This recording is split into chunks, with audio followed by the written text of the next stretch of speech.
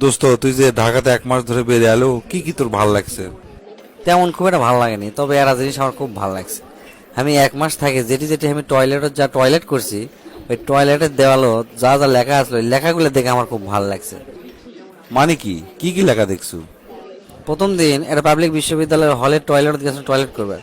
Toilet করে যেই বসছি, বসার সাথে সাথে সামনে দেখি দেওয়ালত লেখা আছে, আপনার হাগু আপনার সম্পদ, দয়া করে কাজের জন্য ফেলে যাবেন না, পর্যাপ্ত পরিমাণ পানি ঢালুন।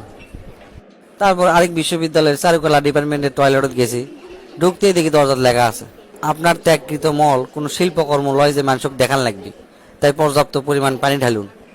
তারপর তার আর কুটি কি দেখছু রে? ভালোই লাগিচ্ছে ক। তারপর আমি আরেক জায়গায় গেছি মুতার জন্য, মুতপার ঢুকে দেখি ওটি লেখা আছে, ও হে মহাজ্ঞানী মুতিয়ালয় পানি। আমি আমার নিচে লিখে দিছি, আপনি না করলেও আমি পানি লেন হয়নি। তারপর সরকারি অফিসে তো একটা কামে গেছিল, কামত যে ওটা হাগা লাগছে, সে টয়লেটত গেছি টয়লেট করবে। বসতেই থেকে ওটি লেখা আছে, ভোগে নয় ত্যাগেই শান্তি। আমি আবার নিজে লিখে দিছি, ত্যাগে খালি শান্তি লয় ভাই, পৃথিবীর যদি দ্বিতীয় কোনো শান্তি থাকে, এই ত্যাগেই হচ্ছে দ্বিতীয় শান্তি। তারপর পুরান ঢাকায় এক টয়লেটে ঢুকছি মোতার জন্য, সেই চাপ লাগছে, আর টয়লেটের অবস্থাও খুবই খারাপ। যা দাঁড়িয়ে থাকে কেবল মো ঠিক তখনই শালা চোখত পড়ছে দেওয়ালত লেখা আছে, কুকুর খাড়ায় থাকে মতে। শালা দেখে মনটাই খারাপ হয়ে গেল, কি আর করবো, লাস্টে বসে থেকে মুতে আনো। তারপর গুলিস্তান এসে আর একটা পাবলিক টয়লেটে ঢুকছি, ঢুকে দেখি ওটি বসতেই লেখা আছে, ডানে দেখুন। আমি আমার ডানে তাকানো, ডানে তাকে দেখি ওটা আবার লেখা আছে, বামে তাকান। আমি আমার বামে তাকানো, আবার বামে লেখা আছে যে আপনি পিছনে তাকান।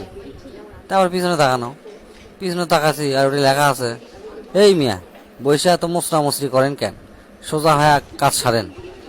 শালা গাঁৱত এমন আগ ধরলো বুঝছো। আমি আবার নিজ দিয়ে লিখে দিছি, মুসরা মুসরি না করলে ঠিক মতো বাড়ায় না।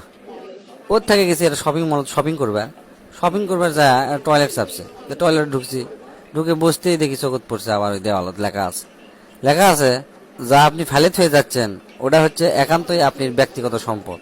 যদি আপনার একান্ত হয়ে থাকে তাহলে সাথে করে নিয়ে যান, আর যদি না হয়ে থাকে তাহলে বদনা দিয়ে এক বদনা পানি ঢেলে যান। তারপর আমি আর একটা ভার্সিটিতে গেছি, যা ওটি আমার টয়লেট চাপছে, তো ওটি নতুন কমোড লাগাছে বুঝছো। তো ওটি তো মনে করে আদি বাঙালি কমোড তো ব্যবহার করা ছাত্ররা ঠিক মতো ব্যবহার করা পারে না। তো এখন ওই কর্তৃপক্ষ খেয়াল করছে যে কমোড ঠিক মতো বসতে পারে না অনেক ছাত্র।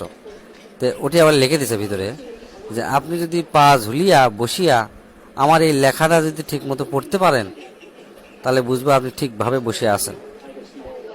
সবচেয়ে আমার ভালো লাগছে একটা টয়লেটে ঢুকে, ওটি লেখা আছে, বিয়ে করা আর টয়লেট করা একই। বিয়ে করার আগে ছেলেরা চিন্তা করে কখন বিয়ে করবো কখন বিয়ে করবো, বিয়ে করার পর চিন্তা করে হাইনি কি বিপদপন্ন, কখন এর থেকে বাড়ামো। আর টয়লেট করার আগে চিন্তা করে কখন ঢোকমো, টয়লেট ঢুকে চিন্তা করে কখন বাড়ামো। সব শেষে তোকে একটা জঘন্য অভিজ্ঞতা না করলেই লয়।